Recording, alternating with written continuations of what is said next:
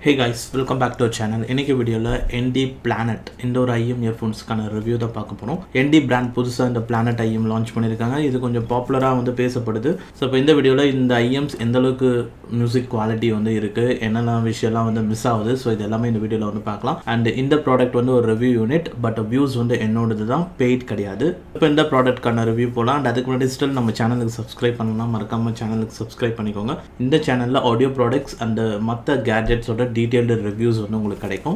First இப்போ இந்த ND பிளானட்டோட அன்பாக்சிங் அண்ட் ஓவர் வியூ பார்க்கலாம். ND புதுசாக லான்ச் பண்ண ND Planet IM இதுதான். ஸோ இதில் டைப் C 3.5M ரெண்டுமே இருக்கு. அதுலேயும் வித் மைக் வேணுமா வித்தவுட் மைக் அதை நம்ம செலக்ட் பண்ணிக்க முடியுது. And clear transparent colour and transparent black இந்த மாதிரி 2 கலர் வேரியன்ஸ் இருக்குது.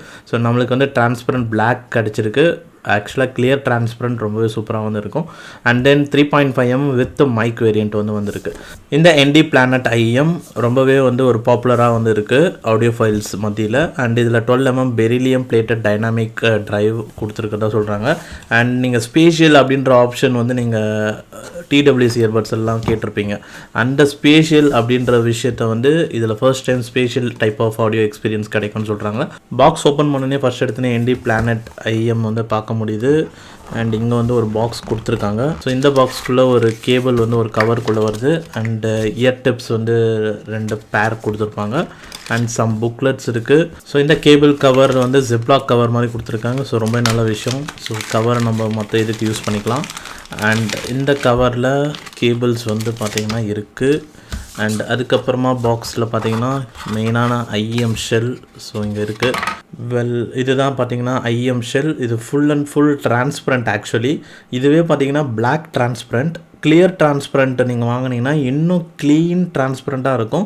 நல்லா பளிச்சுன்னு இருக்கும். உள்ளே இருக்கிறதெல்லாம் ரொம்ப டீட்டெயில்டாக பார்க்க முடியும். இதில் dual cavity and dual magnetic டைப்பில் டிரைவர் டிசைன் பண்ணியிருக்காங்க. அண்டு உள்ளே இருக்கிற கேபிள்ஸ் டிரைவர்ஸ் ரொம்ப ஈஸியாக பார்க்க முடியுது. And IM shell full and full resin மெட்டீரியலில் பில்ட் பண்ணியிருக்காங்க. அண்ட் இந்த கனெக்டரில் பார்த்தீங்கன்னா உங்களுக்கு 0.78mm 2-pin கனெக்டர் வருது. பட் 0.75mm கூட சப்போர்ட் ஆகும்னு சொல்கிறாங்க. 0.75லேருந்து 0.78mm அதுக்குள்ளே யூஸ் பண்ணிக்கலாம். அண்ட் IM ஷெல்லே உங்களுக்கு ND Planet போட்டிருக்காங்க. பெரிலியம் பிளேட்டட் டைனாமிக் டிரைவர்ஸ் போட்டிருக்கு. L&Rம் மென்ஷன் பண்ணியிருக்காங்க.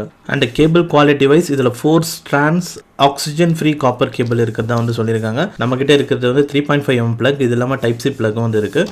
அண்ட் இந்த கேபிளில் ஒரு கண்ட்ரோல் பாக்ஸும் கொடுத்துருக்காங்க. ஸோ இதில் மைக் பார்த்தீங்கன்னா இருக்குது. அண்ட் ப்ளஸ் இதில் கண்ட்ரோல் ஃபங்க்ஷன்ஸும் பண்ணிக்க முடியும். இந்த plus button volume increase and volume டிக்ரீஸ்க்கு மைனஸ் பட்டன், சென்டர் பட்டனில் ப்ளே பாஸ் பண்ணுறது, நெக்ஸ்ட் ட்ராக்கு ப்ரீவியஸ் ட்ராக்குலாம் யூஸ் பண்ணிக்கலாம். கேபிளோட ஆப்போசிட் சைடில் இயர் ஹூக் ஷேப்லேயே கொடுத்துருக்காங்க. நல்லா திக்காக தான் பார்த்தீங்கன்னா இருக்குது. அண்ட் இதில் 0.78mm 2-pin கனெக்டரில் வருது. ஆக்சுவலாக இந்த IM ஷெல்லில் இருக்கிற இந்த போர்ட்டில் தான் 0.75லேருந்து 0.78mm சப்போர்ட் ஆகுன்ற மாதிரி போட்டிருக்காங்க.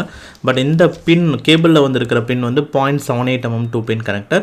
அண்ட் இது அந்த QDC மெத்தடில் கொடுத்துருக்காங்க இந்த கனெக்டர். ஸோ மேபி நீங்கள் 0.75mm KCயோட கேபிள்ஸ் யூஸ் பண்ணால் கூட ஒர்க் ஆகிறதுக்கு சான்சஸ் இருக்குது. மொத்தத்தில் கேபிள் ஃபுல் பிளாக் கலரில் இருக்குது. அண்ட் ND வீனஸில் எப்படி இருந்ததோ கேபிள் குவாலிட்டி அதே மாதிரி கொடுத்துருக்காங்க. இதோட ப்ரைஸ் பார்த்தீங்கன்னா 3.5mm பிளக் யூஸ் பண்ணும்போது 1370 ப்ரைஸுக்கு உங்களுக்கு கிடைச்சிடும். அண்ட் வித்தவுட் மைக் அதே 3.5mm 1260 கிடைக்கும். அண்ட் நீங்கள் டைப் C போனால் கூட 1510 வரைக்கும் தான் மேக்ஸிமம் ப்ரைஸ். அண்ட் அடுத்து ஃபிட்டிங் வைஸ் ஃபிட்டிங் நல்லாவே சூப்பராக ஃபிட் ஆகிடும். அண்ட் கம்ஃபர்டபுளாக இருந்தது வியரிங்கில் லாங் டேர்ம் யூஸ் பண்ணும்போதும். ரொம்ப இயர் பெயின் அந்த மாதிரி இல்லை. ஃபைனலி இப்போ இதோட மியூசிக் எக்ஸ்பீரியன்ஸ் பார்க்கலாம். First volume level and distortion wise பார்க்கும்போது ஸோ நீங்கள் ஒரு ஸ்டாண்டர்ட் வால்யூமாக பார்த்தீங்கன்னா ஒரு 70% வால்யூமாக ஒரு ஸ்டாண்டர்ட் வால்யூமாக செட் பண்ணிக்கலாம். ஏன்னா 70% வால்யூமில் வைக்கும் போது தான் நல்ல ஒரு கிளியரான ஒரு பெர்ஃபெக்ட் ஒரு லிசனிங் எக்ஸ்பீரியன்ஸ் இருக்குது. அதாவது நல்ல கரெக்டான ஒரு பேலன்ஸ்டாக இருக்குது. நான் ரியல்மியோட நேர்சோ சீரிஸ் ஃபோனில் யூஸ் பண்ணேன். அண்ட் சில KC and DDI5 DAC use பண்ணும்போது எனக்கு இதே எக்ஸ்பீரியன்ஸ் தான். அண்ட் 70%க்கு மேலே நீங்கள் வால்யூம் வச்சாலும் நல்ல அதிகமான வால்யூம் இதில் இருக்குது. பட் அந்தளவுக்கு வால்யூம் வச்சிங்கன்னா உங்களுக்கு அன்பேலன்ஸ்டாக இருக்கிறதுக்கு வாய்ப்பு இருக்குது. ஸோ கொஞ்சம் ப்ளசண்ட்டான லிசனிங் மிஸ் ஆகிற மாதிரி வாய்ப்பு இருக்குது. ஸோ இது என்னோட எக்ஸ்பீரியன்ஸ். அண்ட் இதை ஒரு கிளிப்பிங் டைப் ஆஃப் ஒரு டிஸ்டார்ஷன் மாதிரின்னு கூட சொல்லலாம். ஏன்னா ஓரளவுக்கு மேலே வால்யூம் அதிகப்படியாக கொடுக்கும்போது அந்த ஆடியோ சிக்னல் உங்களுக்கு பிரேக் ஆகும், அந்த வேவ் ஃபார்ம் பிரேக் ஆகும்னு சொல்லுவாங்க. ஸோ அந்த வகையில் பார்க்கும்போது இது ஒரு கிளிப்பிங் டைப் ஆஃப் ஒரு டிஸ்டார்ஷன் சொல்லலாம். அண்ட் அடுத்து இப்போ இதோட சவுண்ட் ரீப்ரொடக்ஷன் பார்க்கலாம். ஸோ ஒரு ஆடியோ ப்ராடக்ட்லையும் ஒவ்வொரு டைப் ஆஃப் சவுண்ட் சிக்னேச்சர் இருக்கும்ல. ஸோ அந்த வகையில் இந்த ஆடியோ ப்ராடக்ட்டில் பேஸ் மிட்ஸ் ரெண்டுமே ரொம்ப சூப்பராகவே வந்து இருக்குது. அண்ட் ட்ரபிள் நல்ல ஒரு டீட்டெயில்ஸ் வந்து இருக்குது. பட் இன்னுமே கொஞ்சம் பெட்டராக இருந்ததுன்னா இன்னும் ஒரு சூப்பரான ப்ராடக்டாக இருந்திருக்கும். பட் இப்பயும் வந்து உங்களுக்கு வோக்கல்ஸில் வந்து நல்ல கிளாரிட்டி வந்து இருக்குது, நல்ல கிறிஸ்பியாக தான் வந்து இருக்குது. இன்னும் கொஞ்சம் ஷார்ப்பாக இருந்ததுன்னா நல்லா இருந்திருக்கும்னு தோணுது. அது மட்டும்தான் என்னை பொறுத்த வரைக்கும். பேஸ்லேயே நல்ல ஒரு சூப்பரான ஒரு எஃபெக்ட் வந்து இருக்குது. பட் ரொம்ப பூஸ்டட் கிடையாது. அண்ட் மெயினாக வோக்கல்ஸில் வந்து சூப்பராக வந்து இருக்கும். வோக்கல்ஸோட கிளாரிட்டி, சிங்கரோட வாய்ஸில் வர உச்சரிப்பாக இருக்கட்டும், ஒவ்வொரு வார்த்தைகளும் வந்து உங்களுக்கு ரொம்ப நல்ல தெளிவாக வந்து இருக்கும். உங்களால் பாடலோட வரிகளை ரொம்ப ஈஸியாக வந்து ஃபாலோ பண்ணிகிட்டே வந்து போக முடியும். அண்ட் இவங்க வந்து இதில் ஹார்மன் டார்கெட் அந்த ஒரு கர்வ் தான் வந்து பண்ணியிருக்கதா சொல்கிறாங்க. ஸோ ஹார்மன் டார்கெட்ன்றது என்னென்னா, உங்களுக்கு இப்போ கவுண்டமணி காமெடியில் சொன்னோன்னா ஈயம் பூசின மாதிரி இருக்கணும், பூசாத மாதிரி இருக்கணும்னு சொல்லுவாங்கள்ல, அந்த மாதிரி ஒரு இதுதான் அது. பேஸ் வந்து உங்களுக்கு இருக்கிற மாதிரியும் இருக்கும், ஆனால் அதிகப்படியாகவும் இருக்காது. அதே மாதிரி தான் ட்ரபிள் இருக்கிற மாதிரியும் இருக்கும், ஆனால் ரொம்ப அதிகப்படியாக இருக்காது. ஸோ அந்த மாதிரி ஒரு விஷயத்தை தான் வந்து ஹார்மன் டார்கெட் கர்வ் வந்து பார்த்தீங்கன்னா இருக்கும். இதில் ஒரே ஒரு விஷயம் என்னென்னா, வால்யூம் வந்து இன்க்ரீஸ் பண்ண முடியல. ஏன்னா ட்ரபிள் வந்து ஒரு வால்யூம் லெவலுக்கு மேலே இன்க்ரீஸ் பண்ணும்போது ட்ரபிள் வந்து நம்மளுக்கு கிடைக்க மாட்டேங்குது. ஸோ ட்ரபிள் ரீப்ரொடக்ஷன் அந்தளவுக்கு பெட்டராக வந்து இல்லை. வால்யூம் இன்க்ரீஸ் பண்ணும்போது மிட் ரேஞ்ச் தான் அதிகமாக இருக்கனால சிங்கரோட வாய்ஸ் வந்து ரொம்ப கத்துற மாதிரி ஆகிடுது. அதனால் மற்ற ஃப்ரீக்வன்சி ரேஞ்சும் அஃபெக்ட் ஆகுது, சவுண்ட் ஸ்டேஜும் அஃபெக்ட் ஆகுது. அண்ட் அடுத்து இதோட சவுண்ட் ஸ்டேஜ், இதுதான் வந்து இதில் ஹைலைட்னு வந்து சொல்லுவேன். இந்த ஒரு பட்ஜெட்டில் பார்க்கும்போது சவுண்ட் ஸ்டேஜ் ரொம்பவே வந்து நல்லா பண்ணியிருக்காங்கன்னு சொல்லுவேன். ஸோ நீங்கள் வந்து பட்ஜெட்டில் ஒரு ஒயிட் சவுண்ட் ஸ்டேஜ் எதிர்பார்க்குறீங்கன்னா கண்டிப்பாக என்டி பிளானட் ஐஎம்ல ஒயிட் சவுண்ட் ஸ்டேஜ் கிடைக்கும். உங்களுக்கு அந்த லீட் வோக்கல்ஸ் இருக்குல்ல, சென்டர் ஃபோக்கஸ்டு, சென்டரில் மட்டும் கேட்கும் அந்த வோக்கல்ஸ். ஸோ எல்என்ஆரில் செப்பரேட்டாக இன்ஸ்ட்ருமெண்ட்ஸ் வரும், ஒரு சிலது வந்து இன்ஸ்ட்ருமெண்ட்ஸும் வந்து சென்டரில் மட்டும் வரும். அந்த மாதிரி சென்டரில் வர சவுண்ட்ஸ் வந்து கொஞ்சம் ஹெட் சென்டருக்குள்ளே இருக்கிற மாதிரி இருக்கும். நார்மலாக ஒரு சில ஐஎம்ஸ் கொஞ்சம் வந்து இப்படி கிட்டக்கவே இருக்கிற மாதிரி இருக்கும். இது வந்து இன்னும் கொஞ்சம் மேலேருந்து வர மாதிரி இருக்கும். ஸோ கொஞ்சம் டாப்லேருந்து வர மாதிரி இருக்கும். ஸோ அது வந்து நீங்கள் 3.5 ப்ளக்கில் டேரெக்டாக யூஸ் பண்ணும் போதே அது பார்க்க முடியும். ஸோ நீங்கள் ஒரு சில ஐஎம்ஸில் வந்து நீங்கள் 3.5 யூஸ் பண்ணிவிட்டு அதுக்கப்புறம் ஒரு டேக் யூஸ் பண்ணும்போது அது கொஞ்சம் முன்னாடி போகிற மாதிரி தெரியும்.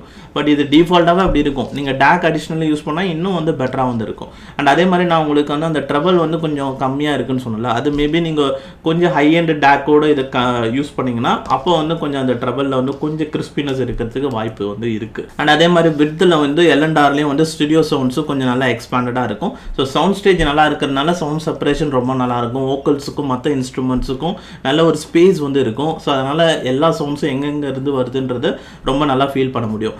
இப்போ அந்த 70% வால்யூம் மட்டும் நம்ம நல்லா ஞாபகம் வச்சுக்கணும். பட் அதுக்கு தாண்டி போகும்போது சவுண்ட் ஸ்டேஜ் அஃபெக்ட் ஆகும். ஏன்னா வோக்கல்ஸ் வந்து ரொம்ப கத்துற மாதிரி ஆகுதுன்னும் போது இந்த சவுண்ட்ஸும் வந்து கிட்டக்க வரும். அப்போ ஓவராலாக சவுண்ட் ஸ்டேஜில் பார்க்கும்போது மொத்த சவுண்ட்ஸும் ஒன்றா கூடுற மாதிரி ஆகிடும். அப்போ வந்து சவுண்ட் செப்பரேஷன் வந்து பெட்டராக இருக்காது. அதனால் கரெக்டாக அந்த 70% வால்யூம்குள்ளே வைக்கும் போது சென்டர் ஃபோக்கஸ்டு வோக்கல்ஸ் கரெக்டாக இந்த இடத்துலேருந்து வருது. அதை சுற்றி வேறு எந்த நாய்ஸும் இல்லாமல் அங்கேருந்து அந்த சவுண்டு மட்டும் தான் வருது. எல்லேருந்து இந்த சவுண்டு மட்டும் தான், ஆர்லேருந்து இந்த சவுண்டு மட்டும் தான் வருது. ஸோ கரெக்டாக தெளிவாக எங்கெங்கேருந்து எந்தெந்த சவுண்டு வருதுன்னு கரெக்டாக பார்ட்டிஷன் பண்ண மாதிரி வந்து இருக்கும். ஸோ சவுண்ட் ஸ்டேஜ் அந்தளவுக்கு சூப்பராக வந்து இருக்குது. நீங்கள் ஒயிட் சவுண்ட் ஸ்டேஜ் வேணும்னு நினைக்கிறவங்க என்டி பிளானட் ஐஎம் இயர்ஃபோன்ஸுக்கு வந்து போகலாம். அண்ட் அடுத்து டோனாலிட்டி வைஸ் பார்க்கும்போது, டோனாலிட்டி அப்படின்றது வந்து சவுண்டோட தன்மை, ஒலியோட தன்மைன்னு பார்க்கும்போது ஓவராலாக நீங்கள் ஒரு சாங் கேட்கும்போது எப்படி இருக்கும் அப்படின்னு பார்த்தீங்கன்னா, எனக்கு வந்து இதில் பிரைட்னஸ் அண்ட் அந்த வார்ம்னஸ் இதுதான் அந்த ரெண்டுத்தோட கம்பேரிசன் பார்க்கும்போது இதில் ஓவராலாக சாஃப்ட்னஸ் வந்து கொஞ்சம் நல்லாவே இருக்கும். அதனால் மெலோடிஸ்க்கு கண்டிப்பாக சூப்பராக ஒர்க் அவுட் ஆகும். இந்த என்டி பிளானட் ஐஎம் இயர்ஃபோன்ஸ் பொறுத்த வரைக்கும் நல்ல ஒரு சூப்பரான ஒரு ப்ளசன்ட் லிசனிங் எக்ஸ்பீரியன்ஸ் கிடைக்கும். 70% வால்யூம் உள்ள வச்சு கேட்கும்போது சூப்பராக இருக்கும். ட்ரபிள் மட்டும் இன்னும் பெட்டராக இருந்தால் நல்லா இருந்திருக்கும். பட் ரொம்ப ஷார்ப்பான எனக்கு சவுண்ட் வேணாம்பா, எனக்கு வந்து இன்ஸ்ட்ருமெண்டல்ஸ் அந்த மாதிரிலாம் நான் கேட்க மாட்டேன், நல்ல ஒரு மெலோடியான சாங்ஸ் வந்து கேட்பேன் அண்ட் நல்ல ஒரு இனிமையாக இருக்கணும் சாங்ஸ் கேட்கும் போது அப்படின்றவங்களுக்கு இந்த என்டி பிளானட் கண்டிப்பாக ஒரு பெஸ்ட் எக்ஸ்பீரியன்ஸ் வந்து கொடுக்கும்.